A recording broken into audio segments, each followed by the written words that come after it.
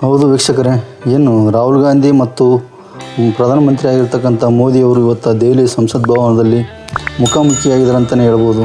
ಅಲ್ಲಿ ನೀವು ನೋಡ್ತಿರುವಾಗಿರ್ಬೋದು, ಏನು ಓಂ ಬಿರ್ಲಾ ಸ್ಪೀಕರ್ ಆಗಿರ್ತಕ್ಕಂಥ ಓಂ ಬಿರ್ಲಾ ಅವರಿದ್ದಾರೆ ಮತ್ತು JP ನಡ್ಡಾ ಅವರಿದ್ದಾರೆ, ಹಲವಾರು ಸಚಿವರು ಕೂಡ ಇದ್ದಾರೆ, ಕೇಂದ್ರ ಸಚಿವರು. ಈ ಸಂದರ್ಭದಲ್ಲಿ ಏನು ಒಂದು ಪುಷ್ಪಾರ್ಚನೆ ಕಾರ್ಯಕ್ರಮ ನಡೆಯುವಂಥ ಸಂದರ್ಭದಲ್ಲಿ ಮೋದಿಯವರು ಕೆಳಗಡೆ ಇಳಿದು ರಾಹುಲ್ ಗಾಂಧಿ ಅವರಿಗೂ ಕೂಡ ಒಂದು ಕೈ ಮುಗಿದು ಮತ್ತು ರಾಹುಲ್ ಗಾಂಧಿ ಅವರ ಜೊತೆ ಸ್ವಲ್ಪ ವಿಶೇಷವಾಗಿ ಒಂದು 2 ನಿಮಿಷಗಳ ಚರ್ಚೆ ಮಾಡಿದ್ದಾರೆ ಅಂತಲೇ ಹೇಳ್ಬೋದು. ನೀವು ಕೂಡ ನೋಡ್ತಾ ಇರ್ಬೋದು ವಿಡಿಯೋದಲ್ಲಿ ಹಲವಾರು ರೀತಿ ಚರ್ಚೆ ಆಗಿದೆ ಅಂತಲೇ ಹೇಳ್ಬೋದು.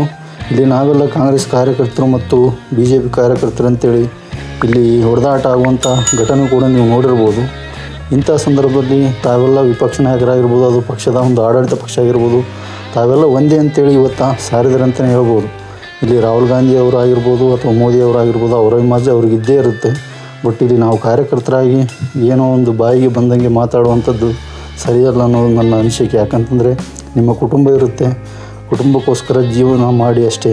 ಇಲ್ಲಿ ಪಕ್ಷ ಯಾವುದೇ ಇದ್ದರೂ ಕೂಡ ಆಡಳಿತ ನಡೆಸ್ತಾ ಇರ್ತವೆ, ಸಾಲ ಮಾಡ್ತಾ ಇರ್ತವೆ, ಹೋಗ್ತಾ ಇರ್ತವೆ. ಇವತ್ತು ಕಾಂಗ್ರೆಸ್ ಇರ್ಬೋದು, BJP ಇರ್ಬೋದು, ಎಲ್ಲ ಪಕ್ಷ ಒಂದೇ, ಎಲ್ಲ ಪ್ರಧಾನಮಂತ್ರಿ ಒಂದೇ, ವಿಪಕ್ಷ ನಾಯಕರು ಒಂದೇ. ಹಾಗಾಗಿ ಎಲ್ಲರೂ ನಾವೆಲ್ಲ ಒಂದೇ ರೀತಿ ಬಾಳೋಣ ಅಂತೇಳಿ. ನಮಸ್ಕಾರ ವೀಕ್ಷಕರೇ.